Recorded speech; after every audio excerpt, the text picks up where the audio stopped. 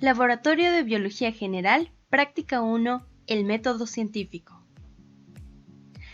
¿Te has preguntado qué característica debe tener una persona para ser llamado científico?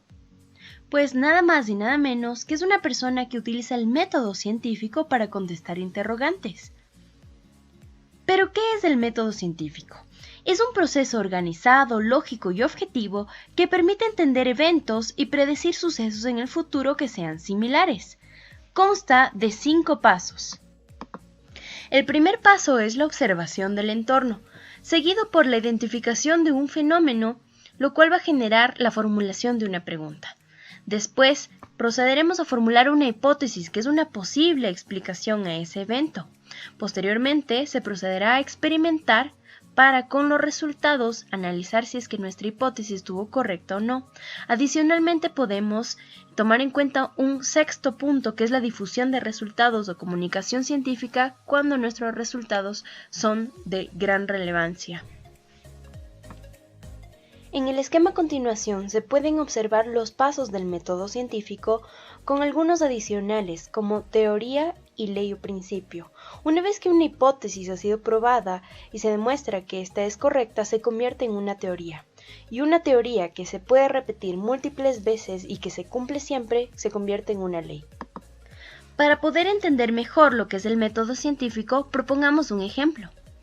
Imaginemos que ponemos a hervir agua dentro de ollas y nos fijamos que algunas se tardan en hervir más tiempo que otras. Este sería nuestro primer paso, el de la observación del entorno. A continuación surge el segundo paso, que sería el paso de la pregunta. ¿Por qué el tiempo de ebullición varía entre las ollas que puse a hervir? El tercer paso es plantearnos una hipótesis. Recordemos que la hipótesis es una posible explicación para contestar la pregunta que nos habíamos planteado. En nuestro caso, el tiempo de ebullición podría ser diferente por varios factores. Primero, podría ser que existían diferentes concentraciones de sal en las ollas, pero también podría ser que las ollas eran de distintos materiales, distintos tamaños, o que el volumen del agua variaba entre las ollas y esto pudo interferir también en el tiempo de ebullición. Para este ejemplo, nos vamos a enfocar en la hipótesis de que se debe a las diferentes salinidades en el agua. Vale la pena mencionar que existen distintos tipos de hipótesis. Está la hipótesis alternativa, que es aquella que da una explicación a manera de afirmación. Por ejemplo, en nuestro caso sería: la salinidad del agua afectará el tiempo en que éste se demore en hervir.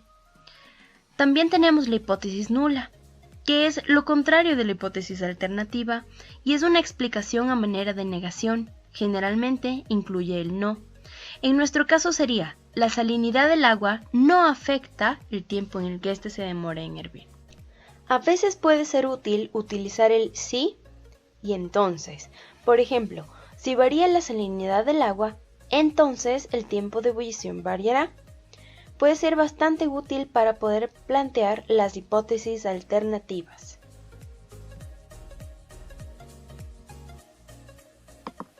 Con nuestra hipótesis lista, podríamos pasar a realizar el experimento.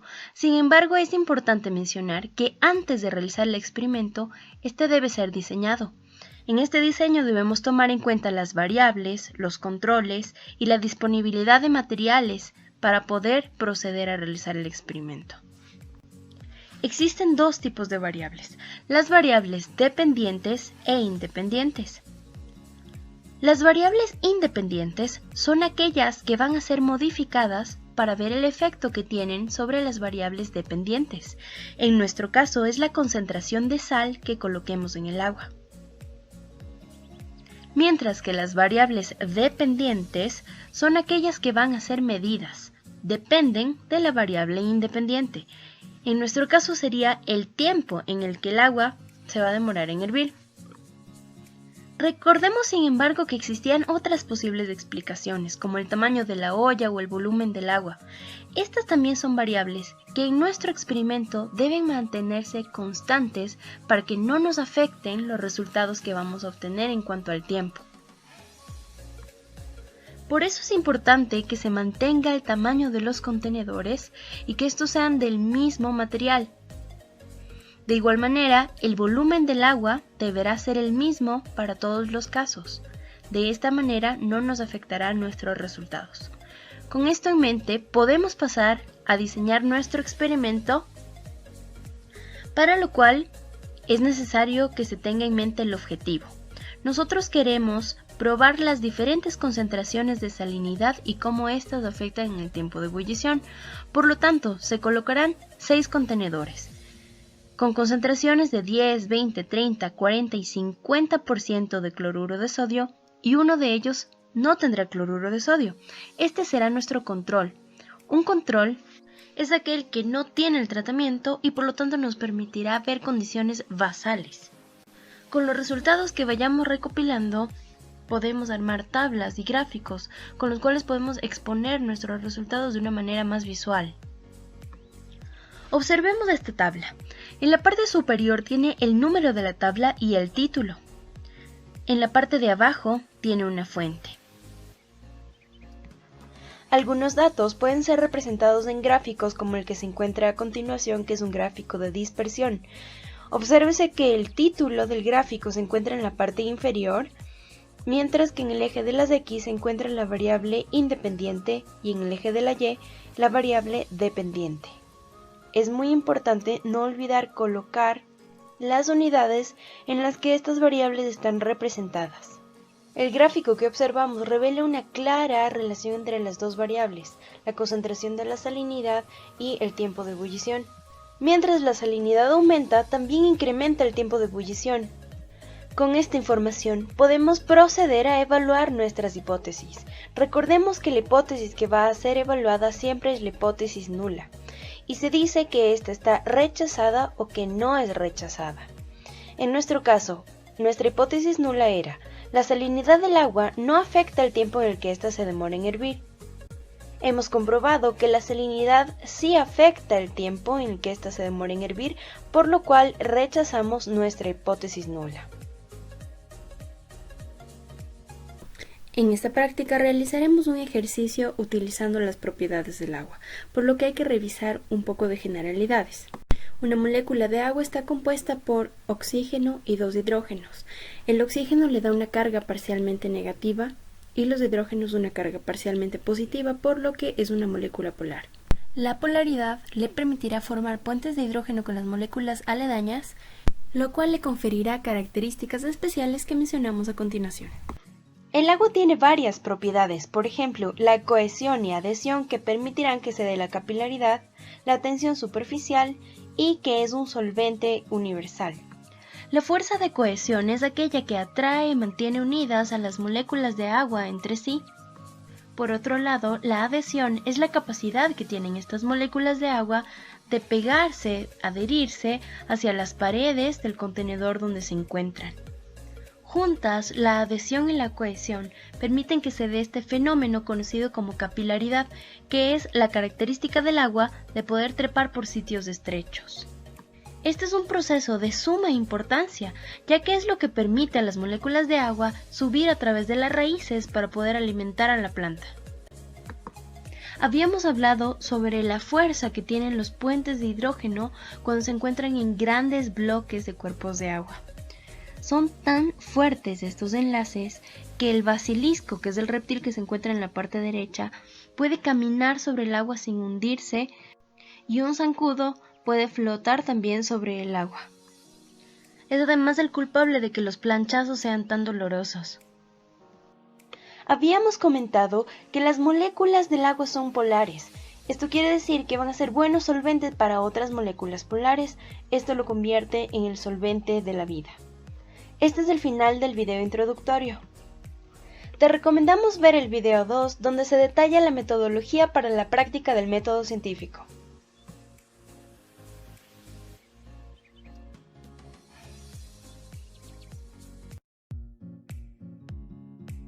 Instrucciones para la práctica del método científico.